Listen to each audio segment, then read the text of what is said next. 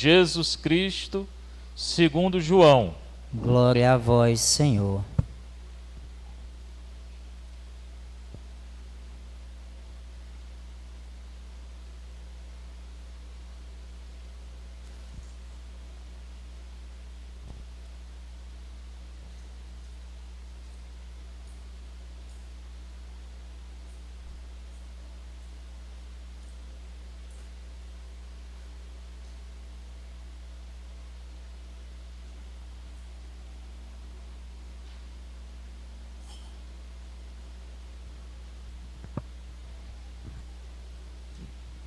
Depois que Judas saiu do cenáculo, disse Jesus: agora foi glorificado o Filho do Homem, e Deus foi glorificado nele.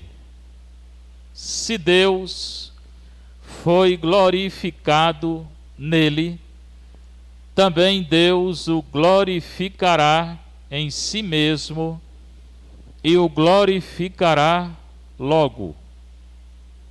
Filhinhos, por pouco tempo estou ainda convosco. Eu vos dou um novo mandamento: amai-vos uns aos outros. Como eu vos amei, assim também vós deveis amar-vos uns aos outros.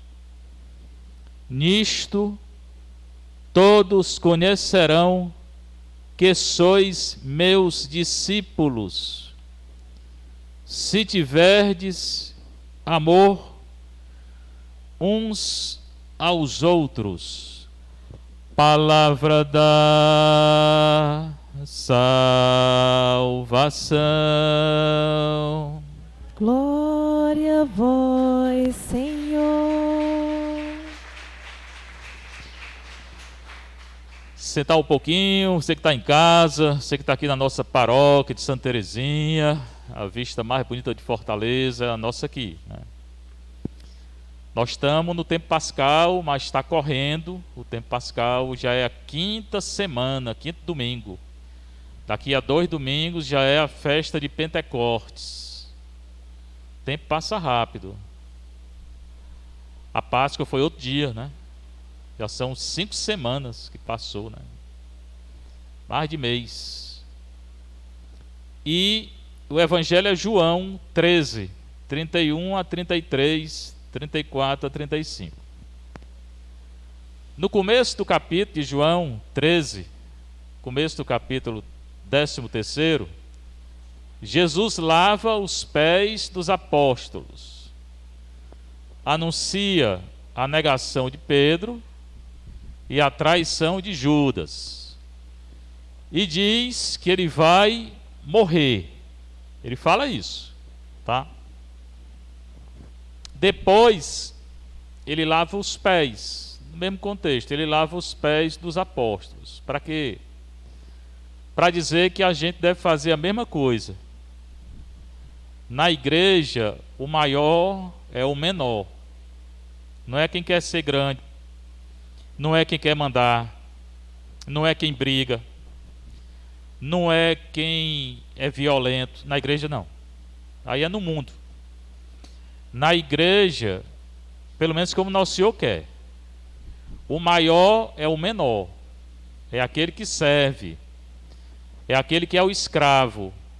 Por isso que ele lavou os pés, porque no tempo dele, quem lavava os pés assim dos outros eram os escravos. Então ele botou a toalha, cingiu-se com a toalha e lavou os pés para dizer: vocês têm que fazer a mesma coisa. Cada um tem que lavar os pés dos outros. Ninguém tem que ficar mandando. Se a gente fizesse isso nas famílias, as famílias seriam melhores. Na igreja também.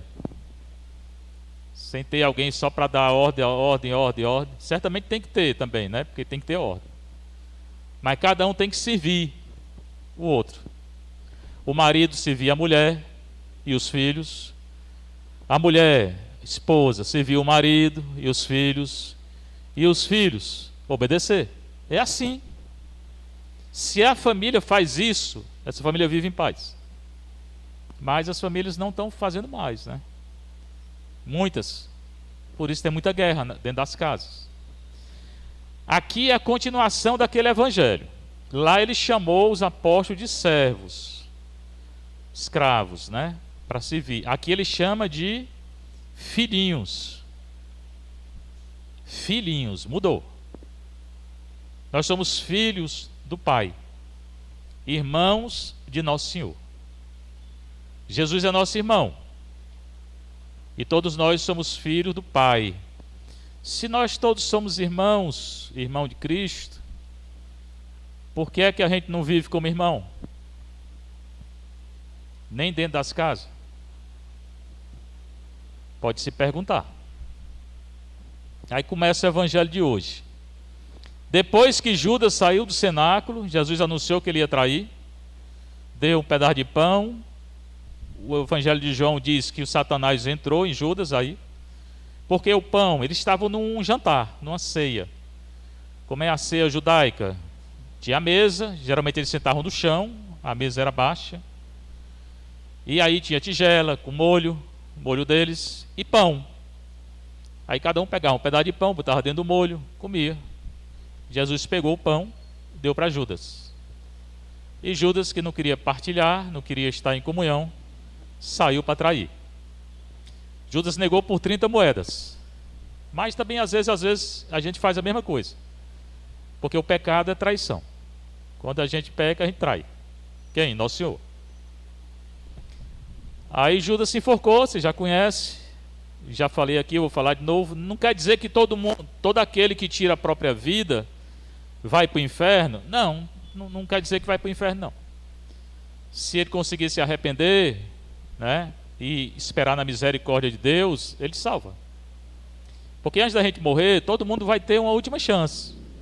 Nós temos toda a chance quando a gente está vivo, toda hora para se confessar, né? Aqui a igreja tem confissão todo dia. Segunda depois da missa, os outros dias antes da missa e depois. Só na sexta que eu dou aula, aí tem só a comunhão. Mas nós temos todo o tempo para nos confessarmos. Hoje, quem quiser, eu atendo depois da missa. Mas na hora da morte, ainda tem uma chance ali. Na hora de passar para Deus, você pode se arrepender. O problema é, a pessoa que tira a própria vida, se não se arrepender, não vai para o céu não. Mas também alguém que vive no pecado mortal e não se arrepende, também não vai não. Por isso nós temos que ter cuidado. Aí Judas saiu. Nosso Senhor deu pão, diz o Evangelho, e Judas saiu do cenáculo. O cenáculo era uma sala onde eles estavam sentados lá no jantar. Eu estive lá 3 vezes. Eu fiz um curso de arqueologia em Israel, intensivo, de 1 mês. Um mês em Israel, 1 mês na Turquia, 1 mês na Grécia, estudando quando eu estudava em Roma. E Jesus, quando Judas foi, eu estive nessa sala aqui, quando Judas saiu, Jesus falou o seguinte: agora foi glorificado o Filho do Homem. Filho do Homem é ele. É a profecia de Daniel, está lá em Daniel 7, 13 a 14. Aquele Filho do Homem, Daniel, é Deus. Então quando ele fala que ele é o Filho do Homem, do Daniel, ele está dizendo que ele é Deus. Ele está dizendo: eu sou Deus. Quem? Jesus. E ele fala: agora foi glorificado o Filho do Homem. Ele, que é Deus, foi glorificado agora, na hora da traição do Judas, porque o Judas vai trair. Traindo vai trazer as pessoas que vão prender, que vão matar. A glória de Jesus, o que é? A morte, a cruz. Ele está sendo glorificado porque para voltar à glória do Pai, ele passa pela cruz. Então a glória de Jesus é a cruz. Aí eu pergunto, por que é que a gente não quer carregar a cruz, se a glória do cristão é a cruz? A glória de Jesus é a cruz, então eu tenho que carregar a cruz. Outra coisa é que Jesus é glorificado pelo Pai também, porque o Pai ressuscita. Ele glorifica o Pai e é glorificado pelo Pai. Jesus glorifica o Pai fazendo a vontade do Pai, morrendo na cruz, morte de cruz, Filipenses 2, 6 a 11. Ele tinha a condição divina, não considerou ser igual a Deus, algo a se apegar, mas se esvaziou, se entregando inteiramente à morte, morte de cruz. Por isso Deus exaltou sobremaneira, dando-lhe o poder acima de todo poder, e todo joelho se dobre no céu, na terra, no inferno, toda língua proclame que Jesus Cristo é o Senhor. Filipenses 2, 6 a 11, pode ler. Então ele glorifica o Pai fazendo a vontade do Pai, morrendo na cruz. E o Pai glorifica ele ressuscitando. Jesus nunca perdeu a glória, na verdade, porque ele é Deus sempre. Mas como homem também era homem. Então ele retorna a essa glória como homem. Mas como Deus nunca perdeu a glória. Por isso que ele fala, agora foi glorificado o Filho do Homem, que é ele, Deus. Foi glorificado por quê? Porque Judas saiu, vai entregar e ele vai morrer.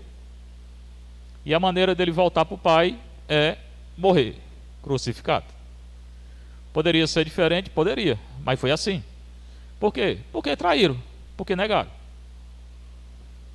E Deus foi glorificado nele. Deus foi glorificado nele por quê? Porque a glória de Jesus é a mesma glória de Deus. É um Deus só. São dois deuses, nem três. É um Deus só. Então, se um é glorificado, se Jesus é glorificado, retornando ao Pai, o Pai é glorificado, o Espírito é glorificado. Se Jesus faz a vontade do Pai, o Espírito também faz a vontade do Pai e é glorificado. É um Deus só. Tá? E ele continua, se Deus foi glorificado nele, e foi, por causa da morte e ressurreição, outra coisa importante. Para João, na hora que morre, ressuscita. Para João a morte é glória, a cruz é glória, a dor é glória, sofrimento é glória. Então não reclame mais, nem da cruz, nem da dor, nem do sofrimento. Aceite, porque é glória. Se é glória, aceite. Não tem que estar reclamando. E tem sofrimento que a gente que procura, não é Deus quem permite. Né? Então não temos que estar reclamando. Se Deus foi glorificado nele, foi, também Deus o glorificará em si mesmo. E glorificou, como? Ressuscitando. Na hora que Jesus morre, ressuscita. Certamente tem o sábado santo, que a gente fica naquela expectativa, mas na hora que morreu, ressuscitou. Isso é o Evangelho de João. Assim também com a gente. Na hora que a gente morrer, vai ressuscitar. Com Deus ou sem Deus. Quem cumpriu o mandamento, vai para o céu. Quem precisa pagar alguma coisa, purgatório. Quem não cumpriu, nem quis, nem se arrependeu, inferno. Infelizmente, muitos irmãos nossos no mundo não querem saber de Deus. É difícil para eles, vai ser difícil. Também Deus o glorificará em si mesmo, glorificou e glorificará logo, glorificou, ressuscitando. Aí Jesus fala o que eu disse no início, filhinhos. Nós chamamos de filhos. Não só filhos, filhinhos.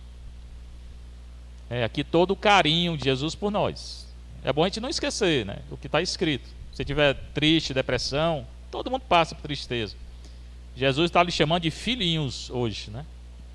E não esqueça aquela profecia do Jeremias 1. Antes que tu nascesse, eu te formei no ventre materno. Aquilo ali serve não é só para o Jeremias, não, é para qualquer um. Se eu estou vivo, se você está viva, é porque Deus quer. Mas foi meu pai e minha mãe, que eu nem conheço. Deus quis que você nascesse. Está escrito. Então, antes da gente nascer, portanto, não reclame mais. Antes da gente nascer, Deus quis. Ele nos formou no ventre materno. Quem? Todos. Não precisa entrar em depressão nem tristeza, porque a vida não está boa. Porque não conheceu o pai nem a mãe, porque aconteceu isso e aquilo. Deus quis que você nascesse. Por isso que não pode tirar a vida de uma criança. E aborto é pecado grave. Porque toda criança Deus quer que nasça. Se concebeu, Deus quer. Filhinhos, ele fala, por pouco tempo estou ainda convosco. Está anunciando a morte dele. Isso aqui é quinta-feira santa, antes dele morrer. Na hora que Judas saiu para trair. Ele está dizendo, ainda um pouco de tempo estou aqui com vocês. Mas eu vou morrer. Ele fala bem claro. Jesus fala a verdade. Seria bom que a gente falasse a verdade sempre. Porque a verdade liberta. A gente fica livre quando fala a verdade. Quando não fala, é um escravo do pecado. Escravo do medo. A verdade liberta. Liberta de tudo. E ele avisa, eu vou morrer. Morrer essa noite. De hoje para amanhã eu estou morrendo. Falou bem assim, bem aberto. E continua. Na hora de anunciar a morte, ele fala: eu vos dou um novo mandamento. Na hora que ele estava passando, ia passar para o Pai, ia morrer, ia se entregar, ele disse: eu estou dando para vocês, e vocês hoje, é cada um de nós aqui, é você, sou eu. Cada um de nós, ele está dizendo: eu dou para vocês, para nós, um novo mandamento. É novo e é mandamento. É novo porque o Antigo Testamento não tem. Desse jeito que ele vai falar, não. E é mandamento porque é uma ordem. E normalmente a gente não quer obedecer, mas é uma ordem. Qual é o mandamento? Amai-vos uns aos outros. Pronto, o mandamento é esse. Que em outra ocasião ele vai explicar: amar a Deus sobre todas as coisas e ao próximo como a mim. É esse o mandamento. É um mandamento, pessoal. É uma ordem. Jesus não está pedindo, não. Está dizendo: ô bichinho, ame. Ele não está dizendo isso, não. Ele está dizendo: eu vos dou um novo mandamento: amai-vos uns aos outros. Aqui precisa entender o que é o amor que ele está falando, né? Porque essa é a questão: entender qual é o amor. Porque a televisão fala de outro amor, a internet fala de outro amor, que não é esse. Os YouTube aí, os WhatsApp estão falando de outro amor que não é esse. Tem que entender que amor é esse que ele está mandando. Não é sentimento, nem é gostar. Ele não está dizendo assim, não: vocês têm que gostar um dos outros. Ele não está falando isso, não. Até porque ninguém gosta de todo mundo. Isso não é verdade. Não tem ninguém que goste de todo mundo. Eu mesmo não gosto, né? Nem você. Tem gente que a gente gosta, tem gente que a gente não gosta. Mas isso não interessa. Está mandando gostar, não. Está mandando amar. O mandamento é amar, não é gostar. A gente gosta de gato, cachorro, bicho, carro, sei lá o quê, pessoa. Mas não é esse gostar que ele está falando. Nem sentimento por pessoa também não é esse. Por isso que as pessoas confundem. Aí fica casado 30 anos, 40 anos, 50 anos. Aí aparece outra pessoa, começa a gostar, diz que é amor, separa e vai se juntar. Isso não é amor, não, isso é pecado. Aí está casado também, um homem com a mulher, depois gosta de um homem, separa e vai viver com um homem. Não é amor, não, isso é pecado. É desse amor que ele está falando, não. Então, não é o amor o sentimento, porque o sentimento é cego.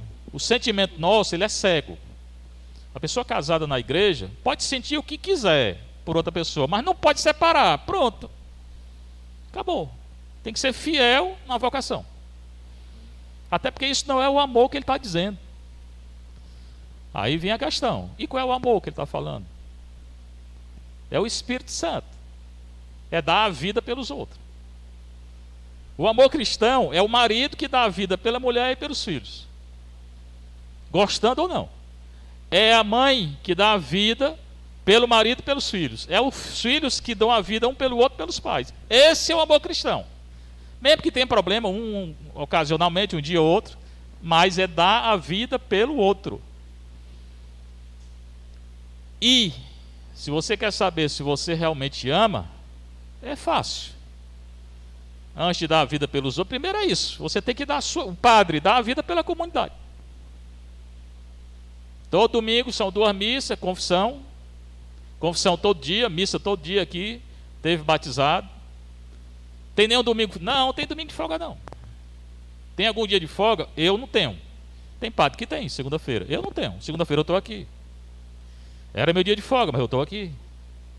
Celebra a missa e confesso depois da missa. Então é uma obrigação do padre e de vocês também, casado ou solteiro. Bom, você quer saber se você está amando? Veja se você está perdoando. Se você quer saber se você ama uma pessoa, é se você perdoa a pessoa. Marido que perdoa a mulher que perdoa o marido, os filhos que se perdoam os pais. Você tem dificuldade de perdoar? Então você não está amando ainda não. E mais, porque nosso Senhor manda amar até os inimigos. Até os inimigos ele manda amar. Até quem nos faz mal, quem fala de nós, ele manda amar.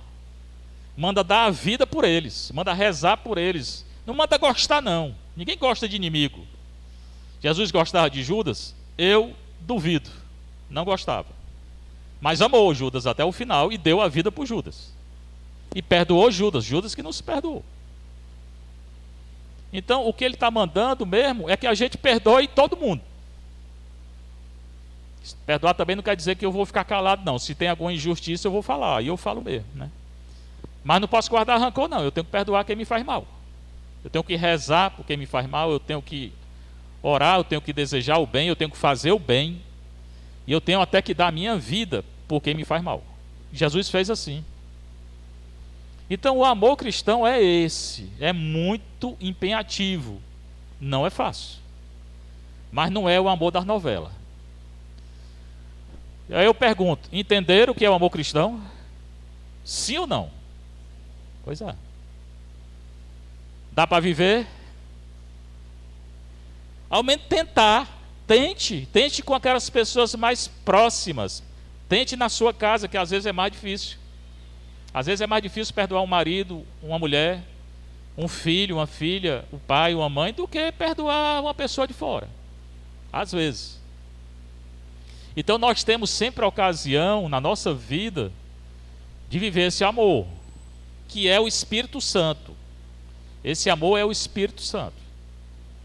Esse é o verdadeiro amor. Não essas paixões aí que a novela fala, que o mundo prega. O que o mundo chama de amor não é amor, é paixão, é pecado. É um sentimento bobo. A maioria desses filmes aí é um sentimento bobo, que não é para nós cristãos. Jesus nunca falou desse amor que a televisão fala, não. Né? Então a gente consegue fazer isso? Consegue. De uma hora para outra? Não, mas consegue. Como? Oração, confissão, adoração, missa, caridade, jejum, esmola. Como você começa a viver a vida cristã, que o Espírito Santo começa a viver em você, você consegue. Você consegue perdoar. Você consegue rezar por todo mundo, principalmente da sua família, né? Que às vezes tem um problema na família, às vezes tem o pai ou a mãe, sei lá, o filho. Mas vamos rezar para solucionar e perdoar. Perdoar. A característica desse amor aqui é o perdão. Tá? Então, se eu quiser medir o meu amor por uma pessoa ou por todos, é medir o perdão. Se eu consigo perdoar ou não. Bem, vou falar também da segunda leitura, que é do Apocalipse, porque as pessoas se assustam muito até com o nome Apocalipse. Eu não sei como é que não correram quando foi anunciado. Apocalipse, sai todo mundo correndo, né? Porque normalmente na televisão Apocalipse é guerra, fim de tudo, fim do mundo, destruição. Não é assim não? Só falam nisso. Quando fala Apocalipse, é miséria. E se eu disser que o Apocalipse é uma palavra grega, essa palavra Apocalipse, que no grego é apocalipsis, é do grego mesmo, a palavra toda é grega. Significa revelação. Tem nada a ver com morte. É uma revelação que João teve quando ele estava exilado. Certamente vai ter sofrimento, mas não é só sofrimento. Aí é o que eu quero dizer. Por exemplo, a leitura aqui é o final do Apocalipse, o final do livro da revelação. É uma revelação que João teve. E essa revelação, no final do livro, é só coisa boa, não tem nada de... Vai ter uma prova, o livro fala, vai. Os cristãos serão perseguidos. Já estamos sendo perseguidos. Quem é cristão mesmo, vocês estão aqui, vocês querem ser cristão, eu também quero, vocês estão na missa. Vocês são cristãos, né? Vocês estão querendo Deus. A nossa vida não é fácil hoje, porque o mundo todo é contra. Né? Hoje, por exemplo, a gente ter um lazer sadio é difícil. Você sai por aí, é bebedeira, discórdia, violência, nudez, é só o que tem. É difícil hoje a gente ter um lazer saudável, é muito difícil. É difícil ser cristão hoje? É. Então, na verdade, nós já estamos sendo perseguidos. Não sei se você está notando, mas já tem uma perseguição em curso. contra quem quer ser cristão, católico, nós católicos. Nós somos perseguidos no emprego. Muitas vezes, né, um chefe que não é justo, sabe que a gente é católico, às vezes é de outra religião, aí persegue. Então essa perseguição já está acontecendo. O livro do Apocalipse fala de uma perseguição que já aconteceu na época de João, perseguição romana, e fala de uma perseguição que vai acontecer antes do retorno de Nosso Senhor. Pois eu quero dizer a vocês que a perseguição já começou. E quando é o retorno de Nosso Senhor? Aí ninguém sabe. Ninguém sabe, nem eu, nem você, nem ninguém. E se você encontrar no YouTube algum canal dizendo que amanhã Jesus volta, é mentira. Que eu não sei, nem ele sabe. Mas, exatamente porque eu não sei quando é, eu tenho que estar atento. Eu tenho que confessar e comungar. Porque Jesus pode voltar hoje. Pode voltar agora. Agora. Qualquer momento ele volta. Então eu tenho que me preparar para esse retorno. O livro fala disso, se preparem. Vai vir uma perseguição, já existe. Guerra, doença. Essa doença está voltando na Europa. Está voltando na China. Por isso que eu não tirei a máscara ainda e nem vou tirar. Por enquanto eu não tiro. Está liberado, pode tirar. Mas eu vou esperar um pouco, né? E então o que é que ele fala? Eu, João, vi um novo céu e uma nova terra. Depois de toda essa perseguição, ele diz que vai vir um novo céu e uma nova terra. Não é esse céu aqui, céu aí fora, nem essa terra. É um novo céu e uma nova terra. Pois o primeiro céu, esse aí, e a primeira terra, essa terra, passaram. Então ele está falando de um período que vai passar o céu e a terra. O mar já não existe. Vai falar um período que o mar não existe mais. Aí ele vê uma cidade santa, que ele chama de Nova Jerusalém, descendo do céu com Deus. Essa cidade santa é a Igreja Católica. E hoje aqueles que estão no céu. Aqui na terra, essa cidade santa é a Igreja Católica. Por quê? Porque foi a única fundada por Cristo, foi a Igreja Católica. As outras vieram depois. Toda outra igreja veio depois. O ortodoxo, século 11, 12, saiu da católica. Protestante, século 15, Lutero, saiu da católica. Todas as outras vieram da católica. Então, essa Nova Jerusalém, que é a Igreja Católica, ele está vendo, ele tem uma visão, uma revelação, que ela desce do céu, não tem mais o céu e a terra, e desce com quem? Com Deus, com o Pai, com o Filho, com o Espírito, com Maria. É só coisa boa que ele está falando. Então, depois da perseguição que vai ter, e já está acontecendo, vai descer do céu essa igreja. E ela diz, vestida qual esposa enfeitada para seu marido. A igreja é como a esposa de Cristo. E é. A igreja católica é a esposa de Cristo. Então não tenho que temer nada, nem ninguém, nem doença, nem guerra, nem perseguição, nada, porque deixa vir a perseguição, porque se eu morrer eu vou para o céu. E Jesus é o esposo da igreja. Ele está conosco. Quem está na graça de Deus. Então ouvi uma voz forte, e ele ouve uma voz forte que sai do trono e diz, esta é a morada de Deus entre os homens. A morada de Deus é Emmanuel, Deus conosco. Quem é a morada de Deus entre os homens? A igreja que desce do céu, Maria com os santos, que vai descer. E aqueles que hoje estão na graça de Deus. Deus vai morar no meio deles, Deus vai morar dentro de nós. Então eu tenho que temer quem? Temer político, sei lá quem, rico? Eu não temo ninguém. Se Deus está comigo, porque a gente não acredita. Então esse livro é um livro de esperança. Depois da perseguição, vem a igreja, desce do céu e Deus está conosco. Emmanuel, Immanuel, hebraico, Immanuel, Emmanuel, Deus está conosco. Ele mora na igreja, então mora em nós. Eles serão o seu povo, nós somos povo de Deus, e o próprio Deus estará com ele. Deus estará conosco, dentro de nós, não tema nada não. Se precavenha, esteja atento, porque qualquer momento acontece. Deus enxugará toda lágrima dos seus olhos. Para que coisa mais bonita do que essa frase? Deus enxugará toda lágrima dos nossos olhos. Então você está sofrendo, está sendo perseguido, e sei lá, é doença, pois Deus vai enxugar toda lágrima, todo sofrimento. Vai desaparecer o sofrimento.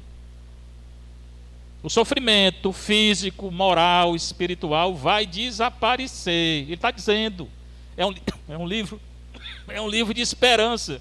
Esse aqui não é um livro de ter medo. Vai desaparecer tudo de ruim. Deus enxugará toda a lágrima de seus olhos. A morte não existirá mais. Deus já venceu a morte. E quando essa cidade descer, aí que não vai ter morte mesmo. Porque é só a ressurreição. Só a ressurreição.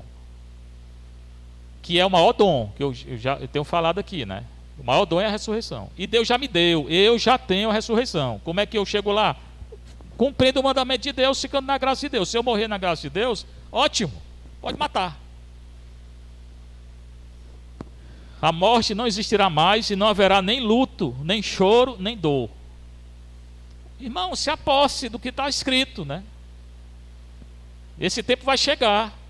E cada dia é mais perto, porque está se aproximando. Eu não sei quando é, mas está se aproximando. Cada dia que passa fica mais perto. A descida dessa igreja, que é Maria com os anjos, os santos, e o Pai, o Filho e o Espírito. A pessoa, a gente vê Pedro, Paulo, Maria, São Miguel, todos eles, que a gente reza todo dia. Porque passou o que havia antes. Então vai chegar um tempo que vai passar tudo. Vai ficar só essa graça de Deus, que é o Apocalipse que está falando. Que a gente tem medo. Medo de quê? Aquele que está sentado no trono diz: quem é que está sentado no trono? O Pai e o Filho do lado dele. Eis que faço novas todas as coisas. Deus vai fazer, já fez e fará novo tudo. Todas as coisas serão novas. E aqui não importa se é rico, se é pobre, se tem dinheiro, se não tem, se tem roupa, se não tem, não importa nada, porque para Deus Ele não faz acepção de pessoas. Para Deus tanto faz. Aliás, tanto faz não. Para Deus é melhor o pobre que sofreu do que quem tem tudo. Para Ele é melhor o pobre. É só ler o Evangelho. Certamente o rico também, que é pobre de espírito, agrada a Deus. Eis que faço nova todas as coisas. Depois ele me diz, terminando: escreve, porque estas palavras são dignas de fé e verdadeiras. Aí ele mandou João escrever. E mandou escrever essas palavras que eu acabei de falar. Elas são dignas de fé, eu tenho que acreditar. Se é digna de fé, eu tenho que acreditar. E elas são verdadeiras, verdade. Deus é a verdade. Pois bem, irmãos, essa leitura do Apocalipse, não tem guerra aqui. Certamente vai ter uma aprovação, já começou, eu já disse. Mas no final é a glória que vence. O final é a cidade santa. E aqueles que estão com Deus, que cumprem os mandamentos, Jesus falou do mandamento, eu não tenho que temer ninguém não. E não temo não. Mas continuar perseverando. Continuar anunciando a verdade. Não se distanciar da verdade. Aquele que está na comunhão com Deus, oração, confissão, adoração, missa, aqui tem adoração o dia todo. Caridade, jejum, esmola.